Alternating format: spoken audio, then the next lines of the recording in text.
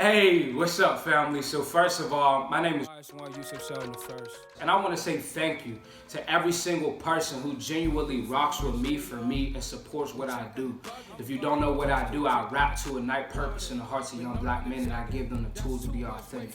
Today's YouTube vlog will be about like how I got started with my music career, like my rap journey. And honestly, music has been something that has always been like woven in the fabrics of my life. When I was 2 years old, my grandfather handcrafting like some African drums. You know what I'm saying? Like growing up, I remember like my mom, she used to freestyle to me. My aunt, she was in like a little singing group. You know, my uncle, older cousin, family was just into rapping, so it wasn't like a foreign thing to me. But I remember when I was about 6 years old, I seen one of my older cousins and him and some of his boys, they was rapping, and it inspired me to rap. I wrote my first rap when I was like 6 years old. I remixed the 50 Cent, don't know what you heard about me, but you can't get $1 out of, yeah, you know what I'm saying? So I remixed that song when I was about 6 years old. That was my first ever rap. But when I was about 13 years old, I remember I was in a rap group called Swag Official Squad, and I promise you, by no means necessary was my swag official, but I was just in the rap group, you know what I'm saying? But it was super dope because that was like my first time ever being on like a group song and like a group project. And my one boy, rest with God, is so I told get him. He basically encouraged me to start like making music, like and like hop on one of the tracks from when we was younger. And I was just like, nah, bro, like I really ain't no rapper. Like I'm gonna leave that up to y'all. That's what y'all can get into. I'm cool, bro. I ain't really trying to get on the track. He's like, nah, bro, you could really rap, bro. You be freestyling with us all the time. Come on, you might as well hop on the track. I'm like, nah, bro, I'm cool. Like I'm gonna just leave that to y'all. And then he's like, nah, bro, come on, bro. You could do it, bro. Just hop on the track. So I eventually hopped on the track. You know what I'm saying? It wasn't bad, but it was probably garbage compared to, you know what I'm saying, what I be doing now. But it was like my first ever group song. And then I just remember when I was in 8th grade, I had dropped out of middle school and I was doing homeschooling. Then they gave me like a computer, like a laptop, like headphones and a mic.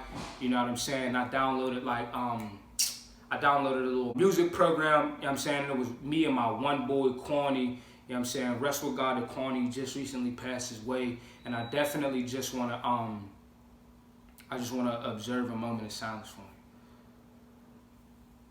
But yeah, man, listen, Kwani was my boy. That was like my right-hand man coming up for real. You know, there was times we basically stayed at my G-Razor's crib, and you know, like there was times we would just like go downstairs in the morning, get on the computer, and we would just be sitting there listening to different little beats, and we'd be freestyling, rapping over them, then we'd lay it down and we'd record it. Basically, when we did it at first, we was really doing it because when we was younger, it used to be cool to go to the parties and know that like there's certain little people who be at the parties like who make songs, and then we compare who did a better remix of what song, and like we kind of really was doing it for that reason, like the clout at first for real. So me and Kwani was doing songs together when I was younger, and then when I was about 14 years old, I ended up moving to New Jersey. If you don't know me, I'm originally from Pittsburgh. Growing up in Pittsburgh and in Homewood, where I'm from, I really just didn't want to end up a statistic and end up, you know, like dying in the streets. I remember when I was 14, what really like gave me the push and the unction to even move from Pittsburgh.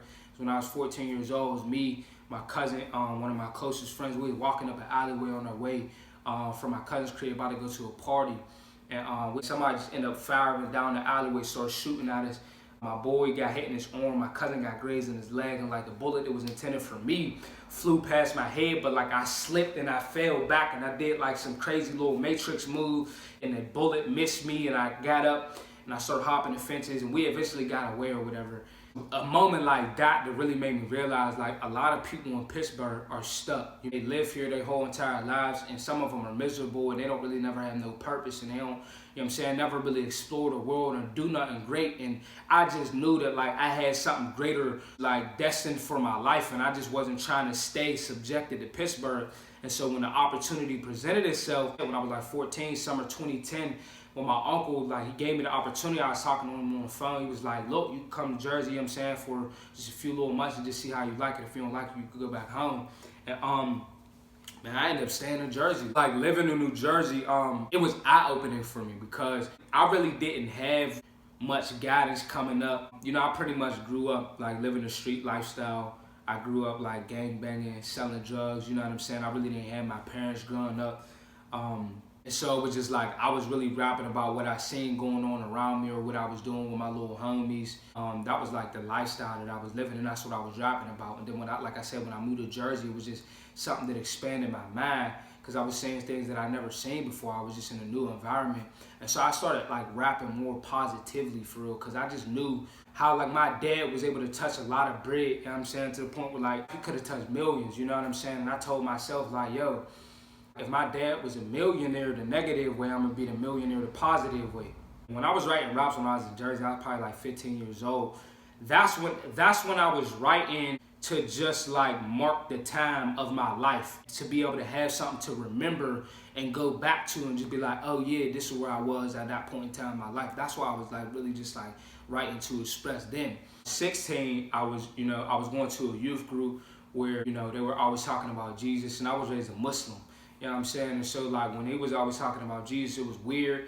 It turned me off initially. I was just like, I really don't want nothing to do with that. Like, I believed in Jesus, but I only believed in him to be a prophet. So I just told myself, like, I'll never go to a church. I'll never read the Bible. I'll never believe in that God. This is the way that I've been raised. I'm not going to believe what you tell me is the truth because you say it's the truth. I got to find out for myself. Eventually end up accepting Jesus Christ into my heart. My testimony is like really a whole nother story for a whole nother day. It was then where, you know, I realized that the gift that I had of music wasn't just like a gift for me to harbor and hold to myself and just like rap about like all of the things that I thought necessary to rap about. But I realized that it was a gift that God gave me, and I said, God, like, I know that this is a gift that you gave me, but I pray that I would be able to do it to glorify your kingdom.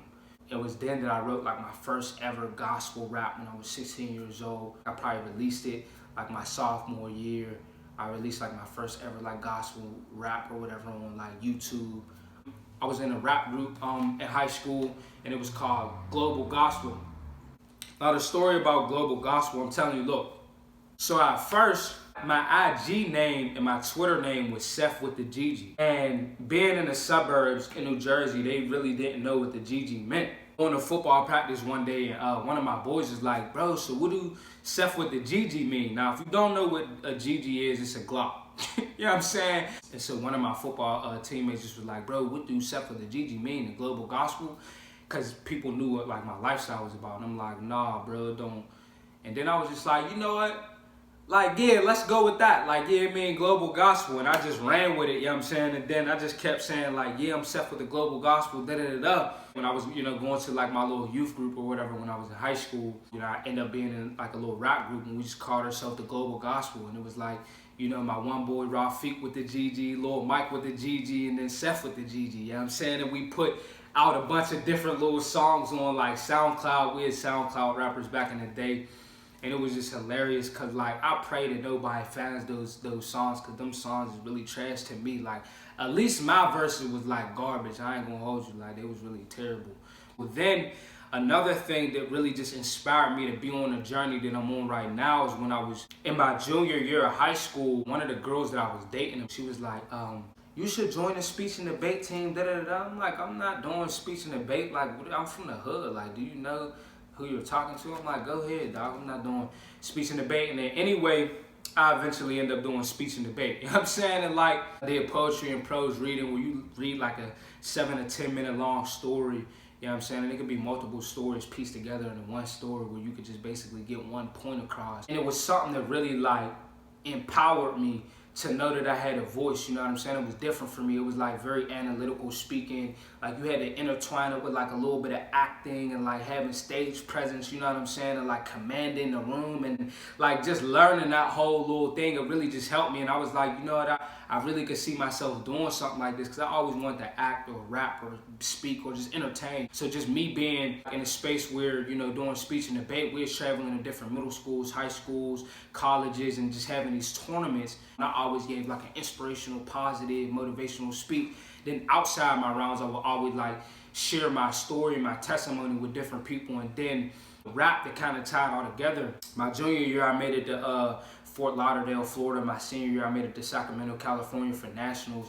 And I was just thinking to myself, like, yo, this is crazy. I'm just a little kid from Homewood who grew up without either one of his parents, gangbanging in the streets, selling drugs. Like, I never would have expected myself to be all the way in California for national public speaking. That was huge for me, you know what I'm saying? I told myself then that, like, man, if I could do this for the rest of my life and simply get paid to do this, this is what I want to do. You know what I'm saying? And I eventually ended up graduating high school in 2016, went to college fall 2016, and I went to school for communications and music business. And I was playing football. I've been balling since I was 3 years old. I was playing ball when I went to school. I stopped playing ball like 10 weeks into the season because I was really just stressed out. I ain't gonna hold you. I was really stressed out more than I ever been in my whole entire life. You know what I'm saying? Because I didn't have really a support system, you know, like nobody to really like help me with like different like bills and stuff like that. They wanted like $2,500 out of pocket for me to stay on campus, and I just didn't have the bread. So me not having the bread really just put a lot of pressure on me. 10 weeks into the season, my grades was falling back. I had to stop playing football for a while in order for me to really focus on my grades, because I really wanted to get a degree, so I wanted to focus on my grades so I could really like be, you know, a person in my family who like breaks statistics and went to college and does amazing things in life. I quit football 2 weeks after that. Like, it just all went downhill, you know what I'm saying? Like, things just was never the same since then, for real. Like, I kind of fell off like my faith for real, because I wasn't able to go to church. I was singing on a gospel choir. You know, when I first got on campus, I got signed to the student record label because I did like a little So Go On challenge. Story with the So Go On challenge, it was super dope. I'm gonna come back to like the depression and my fall off or whatever, but I want to touch on this real quick. I did the So Go On challenge to audition for the student record label, and I spit and left, and then they ended up calling me back at like 11 o'clock, 12 o'clock that night. Can you come back, Yusef? We just got some other people in the room that we want to hear your message and blah, blah, blah. Could you come back? I'm like, no doubt, boom. I got back in the room and she was just like, yeah, could you rap it for us again? We loved it the first time. We're so ecstatic, blah, blah, blah. Could you? And I'm like, bet, like, could you record me on Facebook Live? Boom, she records me on Facebook Live. And I spit, and then that was that. I wasn't even paying no attention to the live video. I posted it on Facebook, and I didn't even see the live until like a week later. One of the girls on campus was like, yeah, you think you're the man, da-da-da, you're not gonna pull me with all that, blah, blah, blah. I'm like, what is you talking about? She's like, don't act like everybody didn't see your rap video. I'm like, I don't know what you're talking about. I go on Facebook, and my rap video had like 8,000 views. I'm like, oh, that's crazy. I never had that amount of engagement ever on social media. I was signed to the student record label. I was singing on the gospel choir, so it was football practice, being a student, gospel choir, and then I had to do little stuff for the student record label. So it was just a lot piled up on my plate. I tried to take on a lot in my freshman year, which like kind of overloaded me in a way. All of that going on was like all of my dreams was coming true. But in that same token, like my faith was suffering. I was like fell into a real deep depressed state after I quit football, and you know, like my grades start even falling more behind. I started skipping class, started smoking weed again.